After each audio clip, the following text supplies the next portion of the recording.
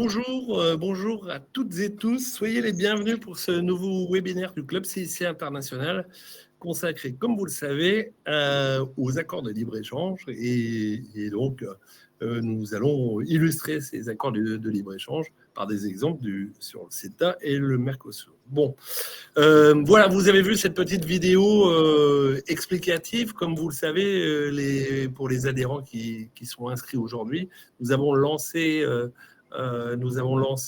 en début de mois notre app du club. Pour tous ceux qui ne l'ont pas encore téléchargé, il y en a parmi vous, n'hésitez pas à le faire. Vous pouvez la retrouver sur Apple Store comme sur Android. Et donc, au sein de cette app, vous pourrez réseauter avec les 120 adhérents qui y sont déjà depuis le 6 mai. Vous pourrez retrouver des groupes pays, vous pourrez participer aux événements en un clic, vous pourrez, je dirais, échanger avec certains de nos directeurs de bureau. Certaines sont ici, pas encore sur l'app, mais ça ne saurait tarder. Donc, l'app du club, c'est une manière d'avoir dans votre poche, 24 heures sur 24, l'ensemble de ce que le club peut vous apporter en termes d'échanges, de questions, d'informations, d'événements. Vous pouvez faire des groupes, comment dirais-je, entre vous, avec vos chargés d'affaires internationaux. Donc, je vous engage vivement à nous rejoindre sur l'app pour que dans les semaines et mois qui viennent, ce soit un outil incontournable du développement international de nos adhérents. Voilà, c'était une petite page, je dirais, d'autopromotion avant le lancement de ce webinaire. Revenons maintenant je dirais, à ce qui nous intéresse aujourd'hui, c'est-à-dire ce webinaire. Comme vous le savez, donc je vais vous présenter nos 3 intervenantes du jour. Mais comme vous le savez, ce webinaire, ça dure à peu près 1 heure. Après les présentations, vous pourrez poser vos questions aux intervenantes et donc et à l'issue, donc on tentera d'y répondre, on y répondra. Si jamais on n'y arrivait pas, vous savez que on vous recontactera pour le faire. Voilà.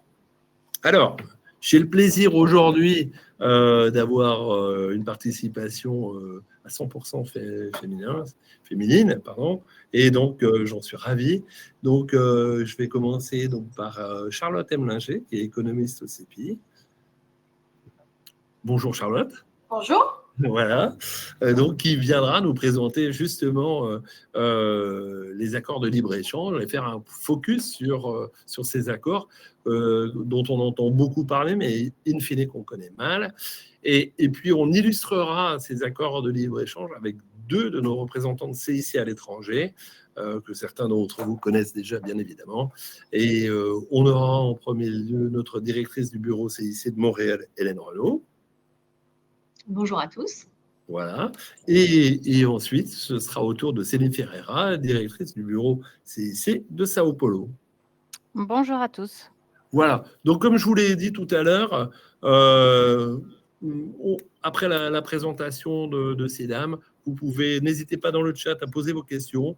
Nous y répondrons en fin de présentation. Donc, il est l'heure de donner la parole à Charlotte pour faire un focus et une présentation sur les accords de libre-échange et tenter, je dirais, d'éclaircir des choses dont on entend parler, pas toujours en bien d'ailleurs, mais qu'on connaît très mal. Charlotte, je vous laisse la parole.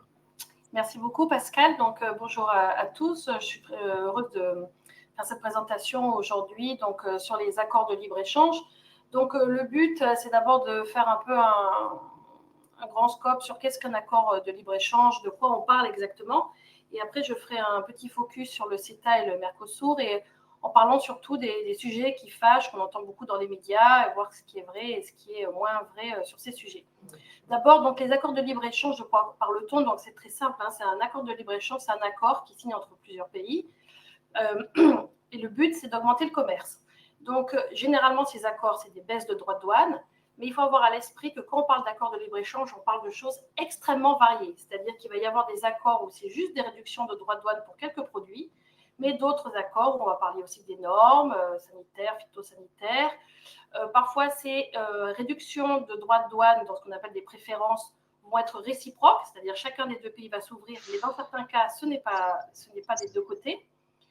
Certains couvrent tous les biens, d'autres juste quelques-uns, voilà, et parfois c'est des accords qui concernent des pays de la même région ou d'endroits très différents. Donc, à l'arrivée, quand on parle d'accord de libre-échange, il faut avoir à l'esprit qu'on parle de choses qui vraiment, c'est un gros paquet avec des choses extrêmement différentes, avec différents niveaux d'intégration. Ça peut être à la fois l'Union européenne ou l'accord entre les États-Unis et le Maroc, qui définit juste des droits de douane réduits pour quelques produits.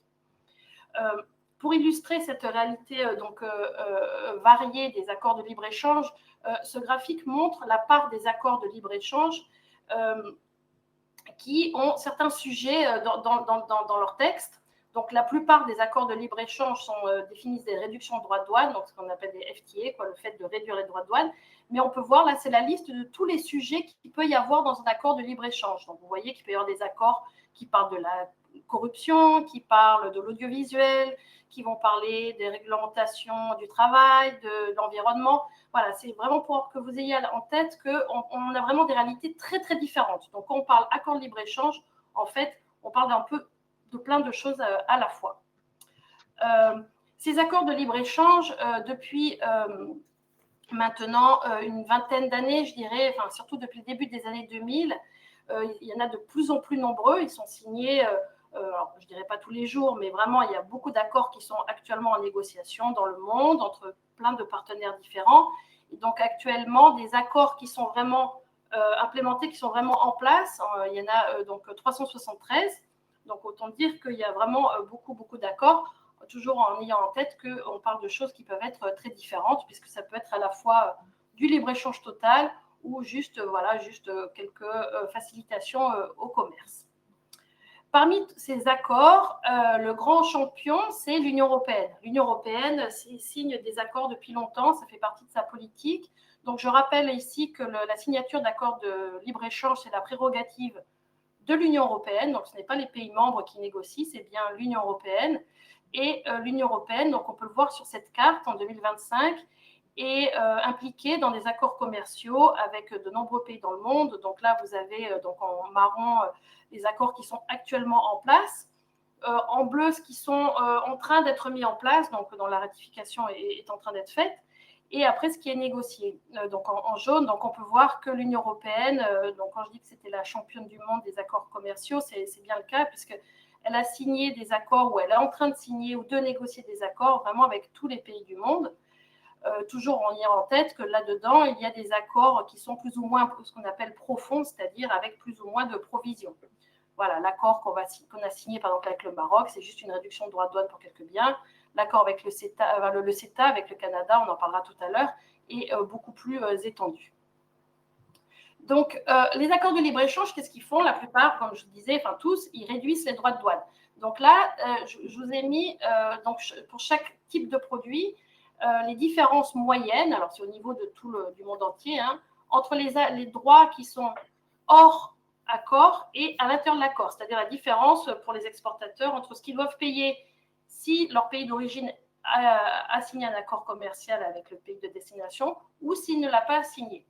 Donc, qu'est-ce qu'on voit là? On voit donc qu'il y a bien des différences, c'est-à-dire que si notre pays d'origine a signé un accord avec le pays de destination, on bénéficie bien de droits de douane réduits. Mais par contre, on voit que cette réduction, d'une part, elle est variable sur les secteurs. Et ce qu'on voit surtout, c'est que le niveau de droits de douane à l'arrivée est quand même toujours un peu différent.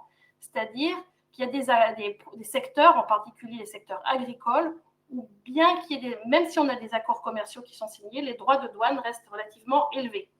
Et à contrario, il y a des secteurs, comme par exemple le secteur au niveau des machines ou des machines électriques, on voit que les droits de douane sont déjà très élevés, même si on ne bénéficie pas de préférences tarifaires, même si on n'a pas d'accord commercial. Donc ça, c'est quelque chose aussi à avoir en tête, c'est que d'une part, les droits de douane sont baissés dans le cadre d'un accord, mais qu'à l'arrivée, il y a encore des secteurs avec des droits de douane élevés malgré ces préférences tarifaires. L'autre sujet que je voudrais vraiment pointer aujourd'hui, c'est qu'on entend beaucoup parler d'accords commerciaux, qu'est-ce que ça va faire, etc. Mais il faut avoir à l'esprit qu'une grosse partie des échanges se fait déjà avec des droits de douane nuls. Donc là, vous voyez, ici, c'est le pourcentage des importations, par exemple, on va dire de l'Union européenne, en fonction des droits de douane qu'ils payent. Et on peut voir donc qu'une grosse partie est dans ce qu'on appelle MFN Duty Free. Ça veut dire qu'en fait, ils ne payent pas de droits. C'est-à-dire l'Union européenne, en particulier pour beaucoup de produits manufacturés, ont déjà des droits de douane nuls. Et en fait, finalement, ces accords commerciaux, donc Reciprocal Trade Agreement ici pour l'Union européenne, finalement ne représentent qu'une petite part des importations européennes. Ça, c'est quelque chose d'important à avoir à l'esprit. Et puis, ce qu'on voit aussi, c'est qu'il y a une partie, à peu près 30%, qui a des droits de douane. En fait, c'est des importations où on paye des droits de douane complets, c'est-à-dire sans préférence tarifaire. Donc, un sujet important dans ces préférences, donc dans le fait de bénéficier de réduction de droits de douane, c'est que quand on exporte dans un marché, pour pouvoir bénéficier de ces droits de douane réduits, il faut pouvoir être capable de prouver l'origine du produit. Voilà, on exporte vers le Canada, il faut montrer que le produit est bien made in Union européenne. Et selon les produits, en particulier les produits les plus complexes, ce n'est pas toujours aisé de pouvoir prouver l'origine des produits, donc de suivre ce qu'on appelle ces règles d'origine. Et c'est ce qui explique que même pour des pays qui bénéficient normalement de droits de douane, les exportateurs, de droits de douane réduits, excusez-moi, les exportateurs ont malgré tout des droits de douane plus élevés parce qu'ils ne peuvent pas prouver que les produits sont bien d'origine du pays. Par exemple, on voit ici l'exemple, on va dire, de l'Algérie, par exemple, qui a un accord commercial avec l'Union européenne. On peut voir que l'Algérie est un mauvais exemple. Non, on va dire, par exemple, le Mexique plutôt. Le Mexique a un accord de libre-échange avec l'Union européenne, mais on voit qu'en fait, il n'y a que 50% de ces exportations vers l'Union européenne qui sont faites vraiment dans le cadre de ces préférences. Pourquoi ? Parce qu'en gros, une grosse partie des produits mexicains sont en fait faits en partie aux États-Unis, par exemple, et donc ne satisfont pas les règles d'origine pour bénéficier des préférences tarifaires à l'entrée du marché européen. On peut voir aussi, Charlotte, je me permets de vous interrompre, on peut voir aussi que malgré ça, c'est pas parce que, donc à contrario, c'est pas parce que des droits de douane, enfin des accords, pardon, de libre-échange existent que le commerce est facile. À contrario, ça veut dire qu'avec droit de douane, on commerce aussi. Exactement. Alors, cette question de l'utilisation des préférences, donc de la capacité à exporter vraiment en bénéficiant de ces réductions de droits de douane qui ont été négociées dans le cadre des accords, elle est aussi très variable en fonction des produits. Donc là, dans ce graphique, on voit en fait en bas ici, c'est ce pourcentage. Et dans l'autre sens, en ordonnée, c'est la marge préférentielle, c'est-à-dire la différence de droits de douane le maximum et la préférence, c'est-à-dire dans quelle mesure on a réduit les droits de douane dans le cadre de l'accord. Là, ce qui est intéressant de voir, c'est qu'en fait, c'est très varié selon les secteurs. C'est-à-dire qu'il y a des produits pour lesquels c'est très facile de prouver l'origine.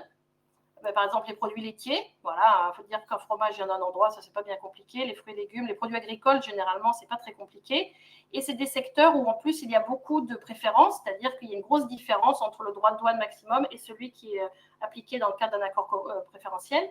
Mais on voit que pour certains autres produits, comme les produits électroniques, par exemple, ou les produits chimiques, donc des secteurs qui sont plus intégrés dans les chaînes globales de valeur, prouver cette origine est un peu plus complexe, ce qui fait que tout ne rentre pas en bénéficiant des droits de douane réduits dans le cadre des accords. Donc, ceci dit, quel est l'impact alors de ces accords ? Donc, les accords, bien évidemment, et ça, c'est quelque chose vraiment d'important à avoir à l'esprit, parce qu'on entend beaucoup de choses dessus, où on se dit, il y a un pays qui gagne, un pays qui perd. Non, ce n'est pas le cas. Il y a des gagnants et des perdants à l'intérieur de chacun des pays. Donc, qu'est-ce que ça fait un accord de libre-échange ? Ça permet d'accéder à de nouveaux marchés. Donc, il y a certains secteurs qui sont offensifs, qui sont compétitifs sur le marché mondial, qui vont étendre leurs activités à l'étranger. D'un autre côté, les accords commerciaux, ça permet aussi d'accéder à des produits à moindre coût, puisque voilà, on réduit nos droits de douane, donc on a accès à des produits importés moins chers. Donc, ce qui est bien évidemment bénéfique aux consommateurs, et ça, je me permets d'insister là-dessus, parce que c'est quelque chose qu'on entend peu dans les discours. On voit toujours le côté offensif des accords commerciaux, mais le grand impact des accords commerciaux, c'est quand même de réduire les prix pour les consommateurs. Et aussi pour les entreprises qui peuvent s'approvisionner en produits intermédiaires moins chers. Donc ça, c'est un effet aussi positif des accords.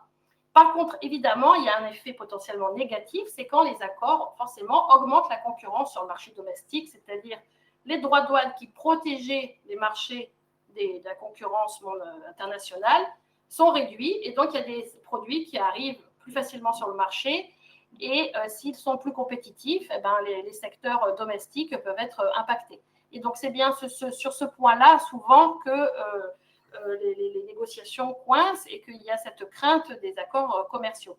Mais donc à l'arrivée, un accord de libre-échange augmente les échanges. C'est intéressant aussi d'avoir à l'esprit que cette hausse des échanges se fait parfois au détriment des pays tiers. C'est-à-dire si deux pays signent un accord ensemble, ils vont augmenter leur commerce entre eux, mais peut-être au détriment d'un troisième. Donc, on va signer un accord avec le Canada, mais peut-être qu'on va importer un petit peu moins des États-Unis parce qu'on va importer un peu plus du Canada. Selon la spécialisation et la compétitivité de chacun des pays et de chacun des secteurs, il va y avoir des secteurs gagnants et perdants. Mais ce qui est certain, c'est que toutes les études économiques, et là pour le coup, elles s'accordent sur ce point, que l'effet est globalement positif. C'est-à-dire que même s'il y a des secteurs perdants, et ça, on ne peut pas le nier, que si on est confronté à la concurrence internationale, on peut se retrouver perdant, mais l'effet total est positif, en particulier grâce à l'effet bénéfique pour les consommateurs. C'est-à-dire que les consommateurs ont des gains en économiste, on dit de bien-être, c'est-à-dire qu'ils peuvent acheter moins cher leurs produits grâce à l'accord commercial.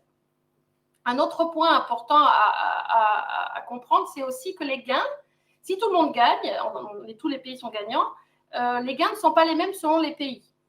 En particulier, c'est les plus petits qui gagnent davantage, ce qui est un peu logique, puisqu'un petit pays, ça va lui coûter cher de produire un peu de tout.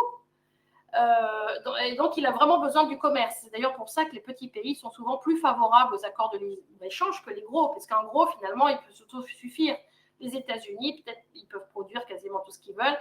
Ils ont moins d'intérêt de signer des accords de libre-échange que d'autres. Donc voilà, des gagnants, des perdants, et encore une fois, c'est très, très variable, et bien évidemment, ça dépend de ce qui est négocié à l'intérieur des accords. Donc, pour revenir aux exemples récents sur le CETA, donc le CETA, c'est un accord qui a été conclu en 2014 entre l'Union européenne et le Canada, donc qui est appliqué partiellement depuis 2017. Pourquoi cela? C'est qu'en fait, ce qui est appliqué, c'est la partie tarifaire. Donc, comme je vous expliquais au début, dans un accord, il y a des réductions de droits de douane et puis il y a aussi d'autres provisions qui peuvent être très nombreuses. Et là, dans le cas du CETA, elles sont particulièrement très nombreuses, c'est-à-dire qu'il y a des choses sur les marchés publics, il y a des choses sur certains standards. Donc, tout n'est pas appliqué actuellement. Ce qui est appliqué, c'est surtout les réductions de droits de douane. Et donc, tout ce qui est dispositions sur en particulier l'investissement, le marché public ne sont pas actuellement en place. La caractéristique du CETA, c'est c'est ce qu'on appelle un accord profond. Donc, comme je vous disais tout à l'heure, c'est un accord où il y a beaucoup de provisions sur beaucoup de sujets. Ce n'est pas juste, on augmente un peu le commerce. Il y a vraiment une volonté d'intégration importante avec en particulier ces questions non commerciales et aussi de reconnaissance mutuelle de certains standards. Il y a aussi des simplifications douanières, c'est-à-dire c'est pas seulement qu'on réduit les droits de douane, c'est aussi que à la frontière, les produits européens ou canadiens sont traités de manière privilégiée. Il y a aussi quelque chose d'intéressant qui est l'inclusion des indications géographiques pour une certaine liste de produits. Donc les impacts, depuis 2017, il commence à y avoir quelques analyses d'impact. Alors elles ne sont pas toujours faciles à prendre en compte parce que depuis, il s'est passé beaucoup de choses sur Terre, le Covid, enfin beaucoup de choses. Mais globalement, ce qu'on observe, c'est qu'il y a une forte augmentation du commerce entre l'Union européenne et le Canada. Et ce que les premières études d'évaluation du CETA montrent, c'est que c'est surtout que c'est beaucoup de nouvelles entreprises qui se mettent à exporter vers le Canada. Donc, ça, c'était pour le CETA, donc l'accord avec le Canada. Quelques mots sur le Mercosur, qui est un sujet un peu plus sensible, je dirais. Pourquoi? Parce que le Mercosur, le Canada, c'est un petit pays relativement à l'Union européenne, et c'est un pays développé avec des préférences et en termes de standards qui sont relativement proches. C'est beaucoup moins le cas avec le Mercosur, où c'est un ensemble de pays, donc on en parlera tout à l'heure, j'imagine, qui sont très différents de l'Union européenne. Donc les enjeux sont quand même assez différents. C'est un gros marché, donc c'est aussi quelque chose d'important et d'intéressant pour l'Union européenne. Un des grands enjeux avec le Mercosur, c'est l'accès aux matières premières essentielles. Et pourquoi faire un accord avec le Mercosur est important pour l'Union européenne et pourquoi? Donc, c'est un accord qui est négocié depuis 20 ans. C'est quelque chose qui est dans les tuyaux depuis très longtemps. Pourquoi? À part le fait que ça soit un gros marché et qu'il y ait des matières essentielles, c'est aussi parce que c'est un marché très protégé. Donc là, je vous ai mis les droits de douane moyens des pays du Mercosur, donc à l'entrée des pays du Mercosur pour les produits de l'Union européenne. C'est autour de 12%, mais quand on regarde un peu plus le détail, on voit pour l'automobile 24%, 21% sur les boissons, 20% pour des produits laitiers, qui sont des secteurs ce qu'on appelle offensifs pour l'Union européenne, c'est-à-dire on est compétitif sur le marché international. Donc, il y a vraiment un enjeu d'accès au marché pour ces secteurs européens au marché du Mercosur. Donc, comme je disais, c'est un accord qui est négocié depuis très longtemps. C'est assez proche du CETA, c'est-à-dire qu'il est quand même assez ambitieux dans le sens où il y a un accès aussi au marché public qui a été négocié, des simplifications douanières. Il y a des choses qui ont été rajoutées récemment qui sont liées à l'actualité internationale, qui est le fait de ne pas restreindre les exportations de matières premières stratégiques. Ça, c'est quelque chose d'assez spécifique, c'est-à-dire que les pays du Mercosur, pour une fois, l'accord prend en compte aussi les exportations en disant qu'ils n'auront pas le droit d'arrêter leurs exportations de certains produits stratégiques. Et il y a quelques éléments environnementaux, alors qui ne sont pas contraignants, je dis peu, mais en fait pas du tout, en particulier sur l'accord de Paris, et c'est un des sujets un peu sensibles de cet accord. Donc, pour parler un peu des sujets qui fâchent, parce que donc, ça fâche un petit peu en général, mais sans bien les connaître, évidemment. Mais on l'a vu en décembre, quand il y a eu l'accord qui a été signé donc, par Ursula von der Leyen quand elle est partie au Brésil. Il y a eu beaucoup de manifestations, essentiellement des manifestations d'agriculteurs, mais j'ai pu voir moi-même en discutant, en faisant beaucoup d'interventions presse sur ce sujet, que ce n'est pas que les agriculteurs qui sont opposés, il y a aussi des consommateurs qui ont peur qu'on peut se mettre à importer du Mercosur, d'autres secteurs que le secteur agricole qui craint la concurrence. Donc, c'est quand même quelque chose d'assez sensible. Et donc, je voulais juste, pour finir, pointer deux des grands sujets toujours qui sont controversés dans les accords commerciaux. Le premier, c'est l'agriculture. Alors, pourquoi l'agriculture est un sujet sensible dans les accords commerciaux? C'est parce que l'agriculture, c'est spécial. C'est un secteur qui est sensible au choc, parce qu'on a toujours, c'est un produit essentiel, donc on a toujours besoin de manger. On ne peut pas réduire la production si c'est comme ça. Donc, voilà, c'est ce qu'on appelle un secteur inélastique, donc c'est très sensible au choc. Et il y a un lien avec beaucoup de choses, avec d'autres cultures, avec l'environnement, la vie dans les campagnes, la santé. Et l'autre caractéristique qui est spécifique à l'Union européenne, c'est qu'on a des normes très strictes. Et donc, le fait que tout cela explique, en particulier pour certains secteurs, ces normes strictes expliquent qu'on a des coûts de production quand même plus élevés que dans les pays avec qui on peut signer les accords, en particulier le Mercosur, où les normes sont plus faibles. Et donc, le vrai enjeu, c'est de continuer à protéger le marché européen de ces produits qui peuvent faire de la concurrence à nos produits agricoles européens.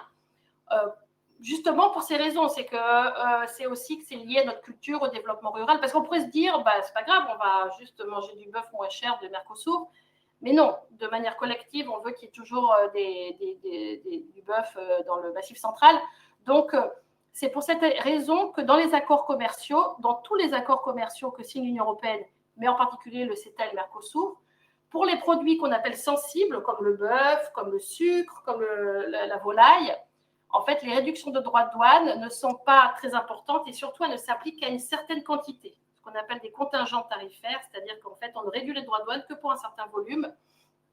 Et ces volumes sont négociés par la Commission et sont généralement faibles. C'est-à-dire, dans le cas du bœuf, c'est 1,6% de la consommation européenne, donc c'est quelque chose qui est relativement faible. Donc, ce qu'on a pu entendre, voilà, avec l'accord, avec le Mercosur, on va se faire envahir de bœuf, c'est quelque chose qui est faux. Puisqu'en fait, actuellement, le Mercosur, quand il va s'appliquer, ces réductions de droits de douane, elles ne seront que pour une certaine quantité. C'est également le cas pour le sucre, pour la volaille, etc. Je voulais juste ajouter qu'on en avait parlé quand on préparait ce webinaire, qu'on a eu exactement la même chose pour ceux qui s'en souviennent avec le CETA. et notamment avec le bœuf canadien, n'est-ce pas? Voilà. Exactement. Et justement, aujourd'hui, je ne suis pas sûr que tout un chacun, on mange du bœuf canadien tous les midis dans notre assiette. c'est une parfaite transition pour mon autre point. Mais alors, attendez, avant de dire ça, juste dire aussi l'autre chose, c'est qu'on a toujours à l'esprit, c'est les agriculteurs qui sont contre les accords, mais en fait, il ne faut pas oublier qu'il y a une grosse partie des agriculteurs qui sont aussi gagnants aux accords, en particulier les vins et spiritueux et les fromages.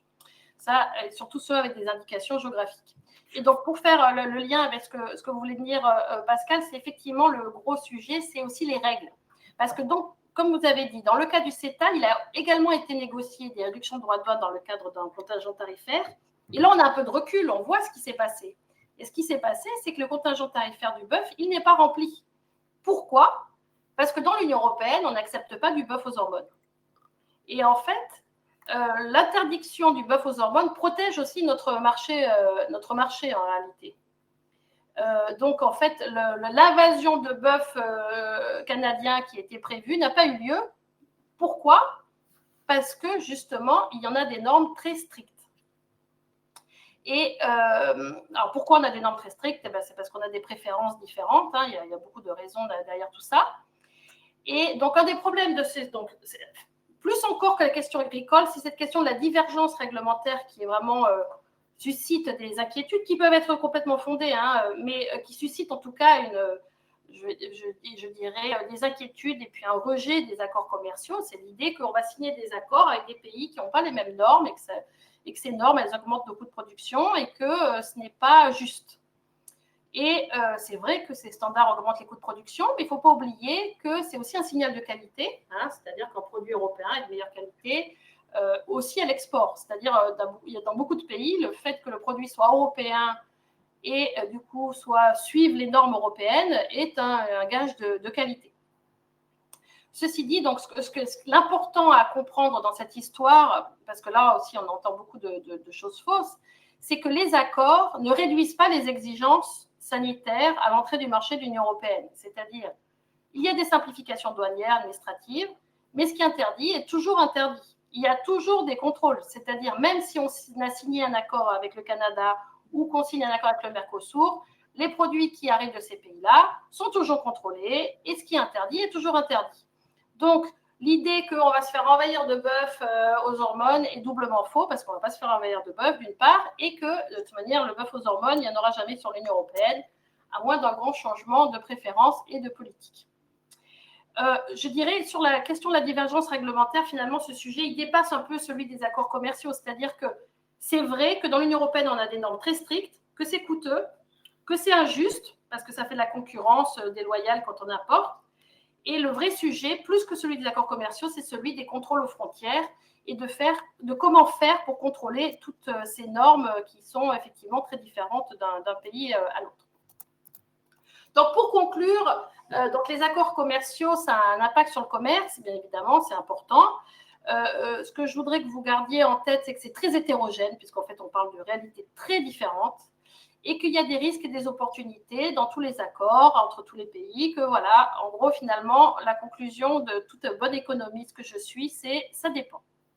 Donc, ça dépend des secteurs, ça dépend des pays, ça dépend avec qui, ça dépend de ce qu'il y a dans l'accord. On ne peut pas dire, c'est bien. Souvent, on me pose la question, alors, t'es pour le Mercosur ou quoi? Ou pour ou contre? Non, on ne peut pas dire ça. Ça dépend, ça dépend. Et juste... la phrase de conclusion serait de pourquoi l'Union européenne est justement si volontariste sur les accords de libre-échange alors qu'il y a quand même des réticences de plus en plus nombreuses. Il y a un premier point, c'est que ces accords, c'est aussi un moyen de diffuser les principes et les normes européennes, en particulier liées à l'environnement, l'accord de Paris, etc. Et l'autre point, c'est aussi que c'est important pour l'Union européenne, en particulier actuellement, de faire des accords, parce qu'on est dans un monde, ça ne nous a pas échappé, de plus en plus protectionniste. Et il est important de trouver d'autres débouchés, en particulier, par exemple, pour les spiritueux. Si on ne peut plus les exporter vers les États-Unis ou vers la Chine, ça peut être pas mal de pouvoir les exporter vers le Brésil. Et du coup, les raisons derrière les accords, moi, ça fait très longtemps que je travaille sur ces sujets. Les raisons, il y a 20 ans, je dirais, elles étaient plutôt économiques, mais maintenant, beaucoup de ces accords ont aussi un rôle géopolitique. Voilà, je vais m'arrêter là. Merci beaucoup, merci Charlotte de votre éclairage. Je crois que ce que vous venez de dire devrait être, je ne dis pas parce que c'est au sein du club, mais peu importe ce que vous venez de dire. Alors, je sais que vous intervenez régulièrement sur des radios nationales et autres, mais devrait être quand même repassé en boucle parce que là, vous avez battu en brèche des idées reçues. Et donc, ça, je dirais, ça fait, pour nous et nos adhérents qui travaillons dans le domaine du commerce international, ça fait plaisir à entendre. Et surtout, ce qui fait peur, c'est ce qu'on n'entend pas ou ce qu'on entend mal et qui sont des contre-vérités, comme on dit pudiquement. Voilà. Merci encore pour votre intervention. Donc, vous pouvez poser des questions à Charlotte comme à Céline ou Hélène. Et donc, on va maintenant illustrer les propos de Charlotte. Et je vais donner la parole à Hélène Renaud, donc notre directrice du bureau CIC de Montréal. Et Hélène, je te laisse la parole pour que, je dirais, tu nous fasses un petit point sur à la fois l'accord CETA qui est en vigueur depuis longtemps, et puis sur les potentialités du Canada, de ce beau pays. Avec plaisir. Oui, j'allais te dire de passer les slides. Je n'en ai que 2. Donc, bonjour à tous. Alors, au Canada, on connaît bien les accords de libre-échange parce que c'est le pays au monde qui en a signé le plus, avec 51 pays dans le monde, ce qui représente 1,5 milliard de consommateurs et 63% du PIB mondial. Donc, c'est quelque chose qui est bien connu ici. Fait un petit peu moins connu, et puis c'est promis, je reviens sur le CETA, on a aussi un accord de libre-échange intra- ou interprovince, ça s'appelle l'ALEC, également mis en œuvre depuis 2017. Ça peut paraître un peu fou d'avoir un accord de libre-échange entre nos différentes provinces, mais c'est comme ça, ce n'est pas si évident. Il y a beaucoup d'entraves au commerce interprovincial ici. Alors on parle de normes, de réglementations, de reconnaissance différentes, d'emballage, étiquetage, matériaux utilisés, des titres professionnels, etc., différents selon les provinces. Et donc, il a été nécessaire de mettre en place cet accord, cet ALEC, accord de libre-échange Canada, mais il y a 230 exceptions ou exemptions à cet accord, donc il y a encore beaucoup à faire. On estime aujourd'hui, il y a pas mal d'estimations, certaines sont un peu farfelues, mais on estime que peut-être que sans ces entraves interprovinciales, on aurait un PIB ça aurait un impact sur le PIB canadien de 4% à peu près. Je reviens au CETA et comme l'a dit tout à l'heure Charlotte, en effet, ça a permis d'augmenter les échanges bilatéraux. Moi, je vais me concentrer sur la France très rapidement avec quelques chiffres. Donc, France-Canada, pour la deuxième année consécutive, donc 2024, les échanges bilatéraux entre la France et le Canada ont dépassé les 8 milliards d'euros et c'est peut-être aussi une idée que je vais battre en brèche, avec une balance commerciale favorable à la France. Les exportations françaises représentaient l'année dernière 4,2 milliards d'euros. Elles ont progressé depuis la mise en place du CETA de 33%. Alors, c'est moins que les 51% dont parlait Charlotte et qui concernaient l'Europe. Ce n'est que 33%. Beaucoup porté par la vigueur du secteur agroalimentaire. Mais je dois dire que l'export français vers le Canada est assez diversifié puisqu'on exporte aussi des équipements mécaniques, industriels, de l'électronique, pas mal de matériel de transport, des cosmétiques, du textile et des produits pharmaceutiques. Ce qui est notable, c'est en effet l'augmentation du nombre d'entreprises exportatrices françaises vers le Canada. C'est plus 21% depuis la mise en œuvre du CETA. Ça se prend. Et c'est surtout, et j'aime beaucoup ce chiffre, plus 27% de PME françaises qui exportent vers le Canada depuis son instauration. Parce que ça serait peut-être un peu long, mais cet accord est un accord, je dirais, qui est fait pour les PME françaises. Dans le sens inverse, Canada-France, il y a aussi une progression qu'on note et on est à 3,9 milliards d'euros en 2024. Là, je dirais que l'importation est moins diversifiée. On importe beaucoup de matériel de transport, donc avions, pièces d'avion, des hydrocarbures bien sûr et des minerais. Ce qui est important de retenir, c'est que les produits français sont devenus, grâce au CETA, naturellement plus compétitifs. Je vais vous donner quelques tarifs avant CETA et puis donc qui ont disparu aujourd'hui. Le vin, c'était 12%. En agroalimentaire, il y avait une moyenne de 6%. Alors, très variable. Le fromage, c'était beaucoup plus. Les cosmétiques, c'était 6,5%. Les équipements, les machines, entre 3 et 6%. Les produits du cuir, 10%. Le textile, entre 17 et 28%. Tout ça, ce sont des tarifs qui ont disparu. Donc, de facto, les produits français sont devenus plus compétitifs, et notamment par rapport à des produits américains qui sont très, très présents ici au Canada. Il faut savoir que 50% de l'exportation, 50% des importations canadiennes viennent des États-Unis. Donc, clairement, pour les exportateurs français qui nous écoutent, aujourd'hui, le CETA, c'est un élément de négociation avec vos partenaires commerciaux canadiens. Ça, c'est le côté positif. Je pense qu'il y a beaucoup à faire encore, et le résultat pourrait être encore mieux, encore plus positif. Le potentiel est, à mon avis, sous-exploité pour pas mal de raisons.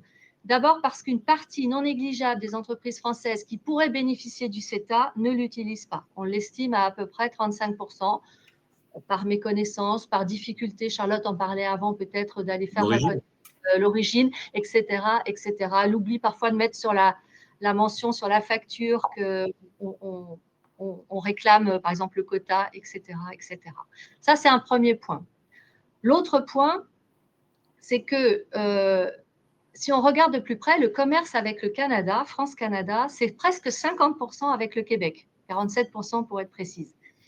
Or, le Québec, c'est 22% du PIB canadien. Ça veut dire quoi? Ça veut dire qu'en fait, il nous reste une marge de manœuvre énorme pour vendre plus au Canada, en s'intéressant à d'autres provinces, aux provinces anglophones du pays. À commencer par l'Ontario, près de 40% du PIB à elle seule. C'est évidemment un territoire, une province, pour dire le mot exact, à laquelle il faut s'intéresser. Et on peut également s'intéresser à des provinces, certes plus petites, moins peuplées, mais où il y a aussi un petit peu moins de concurrence pour les produits français. L'autre élément, Charlotte l'a dit, le CETA donne accès au marché public pour les entreprises françaises, aux 3 niveaux, fédéral, provincial, municipal. Les marchés publics, c'est 13% du PIB canadien. Pour avoir un ordre de grandeur, c'est 15 à 16% en France, du PIB français. Donc, c'est important aussi au Canada, et il y a beaucoup d'investissements prévus dans des grands projets d'infrastructure. Vous avez sans doute entendu parler du TGV, par exemple, Québec-Toronto, enfin, qui va voir le jour, mais il y a aussi tout un tas de projets qui sont annoncés sur des nouvelles centrales hydroélectriques. Il y a tout le nucléaire qui arrive, il y a la défense également. Donc, il y a beaucoup, beaucoup de projets où le savoir-faire français est toujours recherché et intéressant. Et puis, la situation politique fait qu'avec la victoire des libéraux, clairement, on sait que ça va aboutir, ils l'ont dit dans leur programme, à une hausse de ces investissements d'infrastructures. Je vais peut-être passer au slide d'après. Merci beaucoup. Donc, un potentiel sous-exploité, ça c'est sûr. Et je pense que pour plusieurs raisons, et notamment le contexte géopolitique actuel et ce que l'on vit avec l'administration Trump, ça peut être une bonne opportunité aujourd'hui de s'intéresser au marché canadien. Je vous l'ai dit, le Canada est très dépendant sur ses importations des États-Unis, mais il l'est également extrêmement sur ses exportations. 75% des exportations canadiennes vont aux États-Unis. Vous imaginez un seul client avec lequel vous faites 75% de votre chiffre d'affaires, c'est ce qui se passe aujourd'hui. Et donc, avec l'arrivée de Trump et son insistance à parler du 51e État, ici, ça a été ressenti clairement, et ça l'est toujours. Il l'a réitéré hier après le discours du trône de Charles III, comme une trahison. Et ça a permis de resserrer, je dirais, les liens entre Canadiens, entre les différentes provinces. Mais ça a aussi permis une prise de conscience des Canadiens en général, des milieux d'affaires plus précisément, de la nécessité rapidement de diminuer la dépendance au marché américain. Alors, on ne la supprimera jamais totalement, c'est évident, c'est un immense marché au sud, mais quand je parle de réduction de la dépendance, c'est à la fois au niveau des débouchés commerciaux pour les Canadiens, mais également au niveau de la diversification de leurs fournisseurs. Et c'est là où c'est intéressant pour vous qui nous écoutez aujourd'hui, c'est que il y a, à mon sens, un momentum lié à cet environnement politique aujourd'hui. Il y a en plus un a priori très favorable sur les produits européens et notamment français. Alors, une petite anecdote, mais ça montre quand même un peu l'état d'esprit des Canadiens aujourd'hui. En mars, donc il y a peu de temps, il y a eu un sondage où 44% des Canadiens se disaient favorables à adhérer à l'Union européenne, contre 34 contre. Donc, vous imaginez un peu, c'est évidemment quelque chose qui ne se fera pas, mais c'est juste pour vous montrer le fait que le rapprochement vers l'Europe et vers la France est là. Donc, il y a clairement un momentum, à mon sens. Les chaînes d'approvisionnement existent déjà pour vendre plus. Les produits français sont compétitifs grâce au CETA et notamment par rapport à des produits américains extrêmement présents. Et les produits français bénéficient aussi d'une bonne image. Je parle de produits tout le temps, mais ça concerne aussi les services, les technologies également. Ça peut par ailleurs aussi être une alternative stratégique pour des exportateurs français confrontés à des barrières tarifaires croissantes aux États-Unis. Un autre élément aussi, je pense, qui rend le marché canadien attrayant, c'est la vision commune et des secteurs qui sont clairement au cœur de nos intérêts communs. D'abord, c'est un partenaire fiable, et puis il y a des secteurs où on se retrouve. Je dois faire le tour en 8 minutes, donc je ne vais pas aller dans le détail, mais je vais vous les nommer. Il y a l'énergie, clairement, avec notamment le nucléaire qui connaît un fort regain et où la technologie française est appréciée. Les transports propres, où on a aussi beaucoup à s'apporter technologiquement. Tout le secteur de l'aéronautique et du spatial, l'IA et les minéraux critiques. Et d'ailleurs, un premier accord France-Canada a été signé en septembre 2023 dans ce domaine-là. Globalement, je vous dirais que le marché, et ça, ce n'est pas nouveau, le marché canadien est un marché intéressant à plusieurs égards. D'abord, alors, j'ai ma collègue du Brésil qui va parler après, donc c'est sûr que 41 millions de consommateurs, c'est beaucoup moins qu'au Brésil, mais quand même, ce sont 41 millions de consommateurs avec un fort pouvoir d'achat. Avec une croissance qui certes a beaucoup ralenti, on était à 1,3% l'année dernière et puis cette année ça dépendra beaucoup de la durée des tarifs douaniers imposés par l'administration Trump, mais on table encore entre 1,2 et 1,8% de croissance. C'est en tout cas une économie qui s'est toujours montrée résiliente, donc il n'y a pas de raison qu'elle ne le continue pas. Un élément pour les fabricants de biens d'équipement et tous ceux aussi qui apportent des services et des technologies aux fabricants, c'est que nous avons un tissu industriel extrêmement diversifié et donc qui a besoin d'être équipé. Et nous avons malheureusement un manque de productivité certain. Il y a plein de raisons, mais qui nécessitent d'être rattrapé. Et là, tout ce qui peut contribuer à ce rattrapage serait le bienvenu. Il y a beaucoup de secteurs en demande. Je parlais des infrastructures tout à l'heure, qui n'ont aussi pas suivi le rythme de la population, de la croissance de la population, et aussi les besoins changeants de la population. Un pays en transition énergétique et numérique qui recherche des solutions innovantes, et les Françaises sont les bienvenues. Tous les domaines concernant la santé avec les technologies, les dispositifs médicaux, etc., peuvent être intéressants. Je finirai en vous disant que le marché canadien reste un bon marché lorsque vous avez une stratégie Amérique du Nord. Il est généralement moins agressif, généralement moins coûteux, mais il y a quand même ce marketing et la culture des affaires qui se rapproche beaucoup de celle des États-Unis, notamment dans les provinces anglophones. Et donc, ça permet de tester son savoir-faire sur un tel marché pour ensuite se déployer plus largement en Amérique du Nord. Voilà en, je ne sais pas, mais 8 minutes, je crois. Un peu plus, Hélène, mais c'est pas grave, c'est l'enthousiasme. C'est pas grave. C'est très bien. Merci de ce point sur le Canada. Donc, on est passé d'un d'un pays dont l'accord est ratifié depuis un certain temps, et on va passer à un autre pays plus au sud, plus grand en effet, comme tu le disais, et avec Céline, notre représentante, c'est ici à Sao Paulo, et donc Oui, sur un pays où l'accord est en gestation, je dirais. Céline, je te laisse la parole. oui, alors merci beaucoup. Donc, un accord qui a été signé, mais dont on ignore encore les modalités de son adoption, en fait, si ce sera via Parlement européen ou via adoption et ratification par chacun des États membres. Ça, c'est une inconnue pour moi. Je ne sais pas si Charlotte a de nouveaux éléments là-dessus, mais je crois que non. Donc voilà. Juste pour vous replacer le contexte en quelques mots, le Mercosur, c'est aujourd'hui 4 pays, dont un cinquième en cours d'adhésion. Donc, ça concerne le Brésil, l'Argentine, le Paraguay et l'Uruguay. La Bolivie a adhéré et est en phase d'adoption des normes du bloc Mercosur. Et ça devrait voilà, être finalisé d'ici quelques années. Donc aujourd'hui, l'accord Union européenne-Mercosur concerne les 4 pays et puis à terme, devrait concerner également la Bolivie. Donc le Brésil, c'est un pays important dans ce cadre-là puisque c'est le plus gros marché du bloc du Mercosur.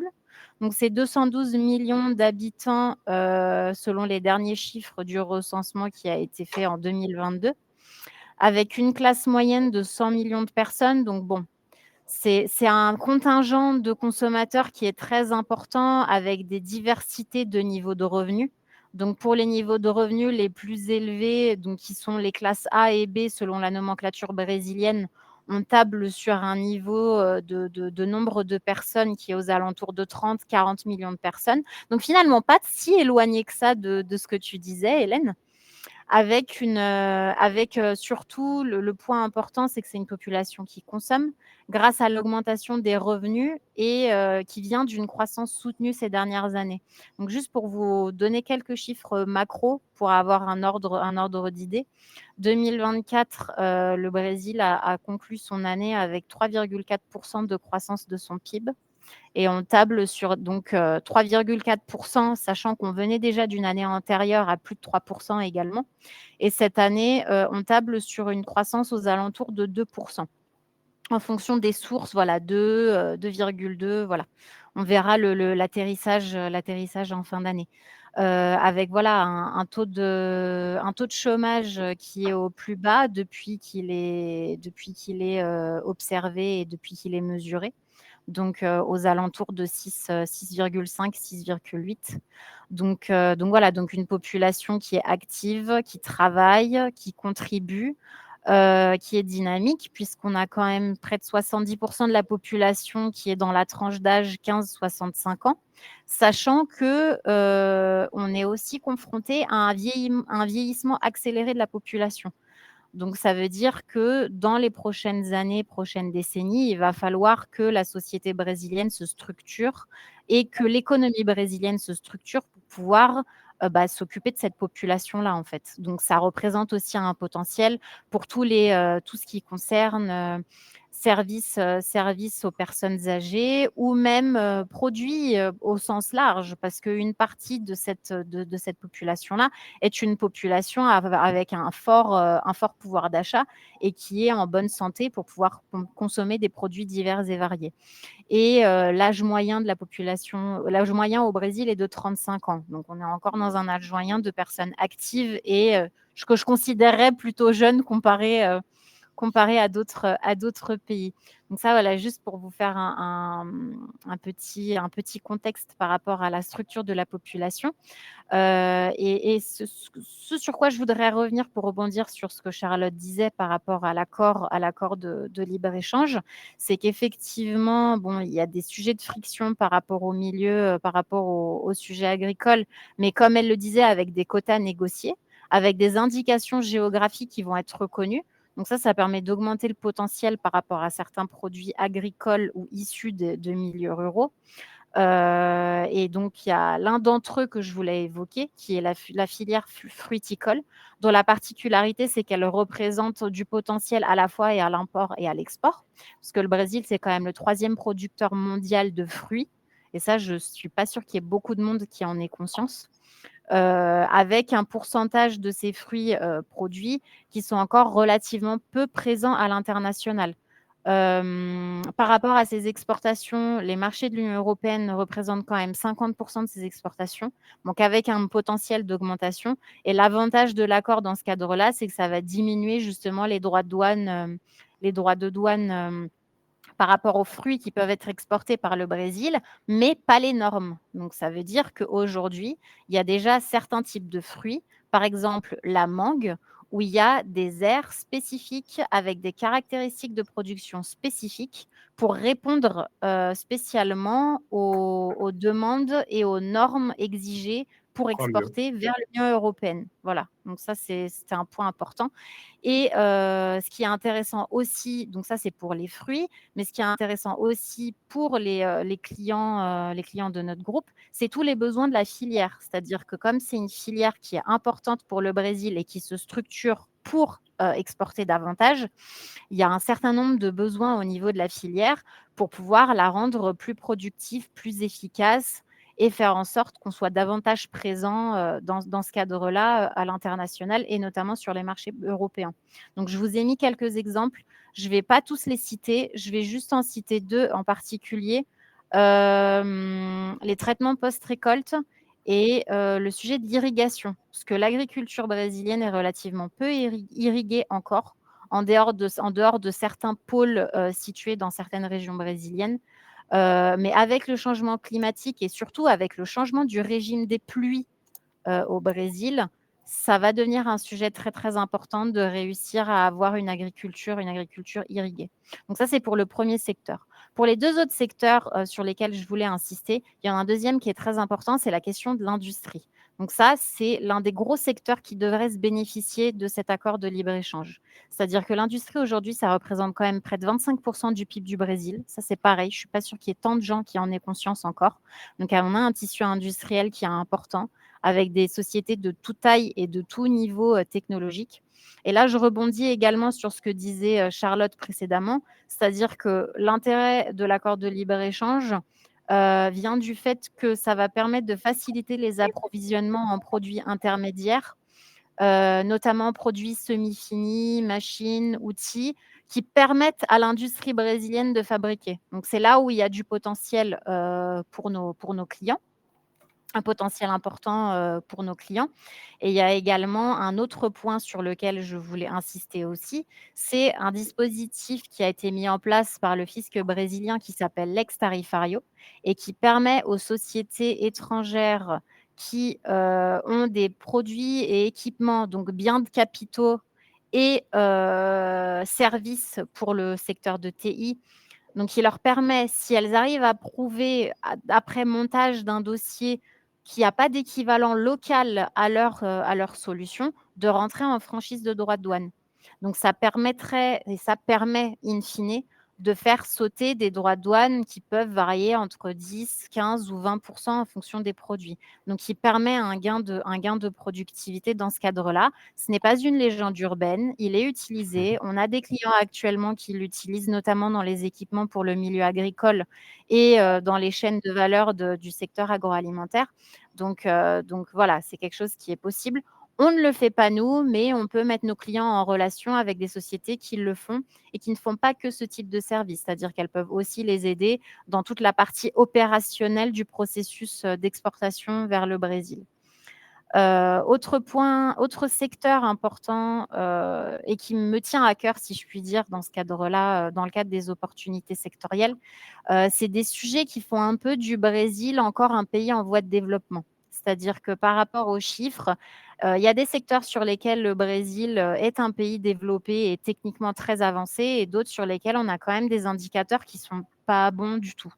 Et parmi eux, il y a la question de l'assainissement, du recyclage et de la gestion des déchets. Donc, on a encore certaines parties du Brésil qui ont un accès très précaire à l'eau potable, mais également au réseau de collecte et de traitement des eaux usées. Donc ça tend à changer avec le changement de la législation pour faciliter l'entrée du secteur privé. Donc, c'est d'autant d'opportunités pour les sociétés qui travaillent dans ce secteur-là. Et il y a aussi la question du recyclage et de la gestion des déchets, où pareil, on est aujourd'hui l'un des plus gros producteurs de déchets, mais en même temps, on est aussi l'un des pays qui arrive à recycler le moins, alors qu'on a un potentiel très important en termes de recyclage.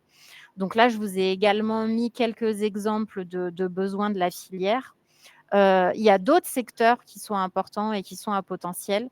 Je ne vais pas rentrer dans le détail, mais de toute façon, on reste à votre disposition pour pouvoir échanger sur le sujet et pour pouvoir rentrer dans le détail. Mais je pense que ça vous donne déjà une idée de qu'est-ce qui pourrait être bénéfique dans le cadre de cet accord de libre-échange et même en dehors de l'accord de libre-échange avec d'autres dispositifs qui pourraient permettre aux sociétés françaises de se développer sur le terrain.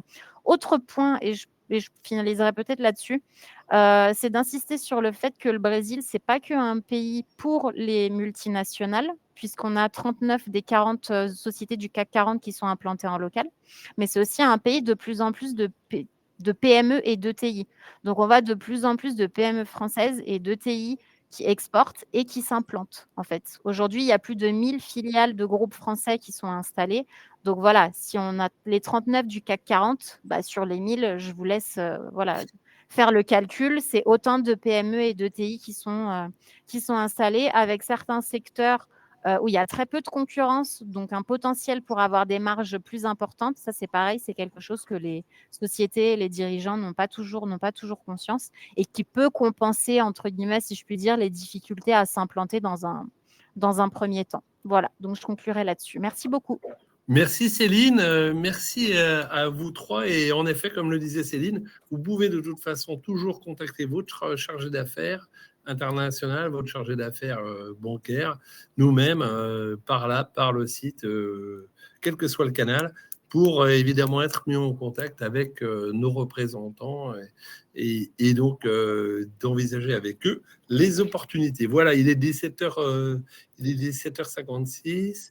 Merci une nouvelle fois à toutes les trois. Il y a une question qui a été posée par Jean Toussaint qui nous dit. Il a raison. Il a raison. Voilà, Jean Toussaint, on vous répond. Charlotte vous répond. Vous avez raison. Et j'en ai parlé, en effet. Oui, Hélène en a parlé. Voilà. J'avais pas vu la question de Jean Toussaint, mais j'avais pris les devants. D'accord. Donc, voilà, donc la question était les dispositions en lien, les marchés publics sont déjà en vigueur dans le CETA, puisqu'Achat Canada liste les marchés publics canadiens et quand les entreprises européennes peuvent répondre aux marchés publics dans ce cadre-là. Voilà. Donc, mesdames, merci pour votre réponse, on va dire, collective. On les y encourage à répondre à ces appels d'offres des marchés publics. Évidemment. Moi, je voudrais juste rebondir aussi sur ce que disait Hélène précédemment et qui me semble intéressant. C'est que dans le cadre de la diversification du pool de fournisseurs ou de clients des sociétés canadiennes, on voit aussi un certain nombre et de plus en plus de sociétés canadiennes qui s'intéressent au Brésil dans ce cadre-là et au Mercosur.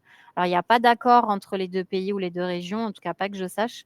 Mais en tout cas, voilà, il y a aussi des mouvements, des choses qui se passent dans ce cadre-là, en fait. Et justement, ce que tu dis me fait penser, Céline, me fait penser à une stratégie possible. Hélène l'a évoqué, c'est de rentrer dans un pays avec lequel on a un accord de libre-échange, qui lui-même aurait un accord de libre-échange avec un pays qu'on n'aurait pas ou sur d'autres critères, et qui pourrait faire qu'avec des produits transformés, on puisse rebondir. Oui, c'est ça. Toujours avec la question que Charlotte évoquait, voilà, de prouver l'origine, effectivement. Bien sûr, ouais, évidemment. Est-ce que c'est des stratégies, Charlotte, qu'on voit, qui sont imaginées, qui sont finalement, ça dépend. C'est toujours pareil, ça dépend. Il faut savoir que traverser une frontière, c'est quand même coûteux en termes administratifs, etc. Donc, il y a assez peu quand même de stratégies. On en a souvent très peur, mais finalement, ce n'est pas quelque chose qu'on observe tant que ça. À l'intérieur de l'Union européenne, il y a beaucoup de flux intra, etc. Mais sinon, assez peu. Absolument. Et vous savez qu'avec la fabrique de l'exportation, on le dit, vous savez qu'en plus, le système français est souvent un système, Céline en a un peu parlé, d'implantation, hein, plus que d'exportation. Et donc, qui fait que, évidemment, la question de l'origine va moins se poser, notamment quand on a des implantations. Voilà. Il est 18h. Une dernière petite question avant d'arrêter cette présentation qui était passionnante. Je pense que nos adhérents ont pris autant de plaisir que j'ai pu en avoir lors de cette heure. Et je vous remercie vivement et je remercie vivement Charlotte de nous avoir fait l'honneur de faire cette présentation. Simplement, une dernière précision. Est-ce que vous pourriez nous dire qu'est-ce que le CEPI, pour ceux qui ne le connaîtraient pas? Tout à fait. Le CEPI est un centre de recherche en économie internationale qui est placé sous le Premier ministre, mais on fait de la recherche économique indépendante, à la fois de la recherche académique et aussi on écrit des documents au plus large public, il y a des bases de données également. Donc l'idée, c'est de s'adresser au plus grand nombre, à la fois aux chercheurs, mais aussi aux journalistes, aux étudiants et aussi à n'importe qui. Voilà, je vous incite à aller sur le site, on a des publications courtes, longues, pour tous les différents publics. Parfait, merci beaucoup. Vous avez été une nouvelle fois parfaitement clair et j'espère que les a priori sont battus en brèche désormais. Merci à vous, mesdames, Hélène, Céline et Charlotte. Merci beaucoup. Et au plaisir, n'hésitez pas à nous contacter et à très vite. Normalement, ce sera le 2 juillet, le prochain webinaire. Je ne peux pas encore complètement vous confirmer le sujet, mais très bientôt sur l'app ou sur le site, vous le verrez et on se dit donc à très bientôt. Merci à tous. Merci. À bientôt. Au revoir. Bientôt. Au revoir.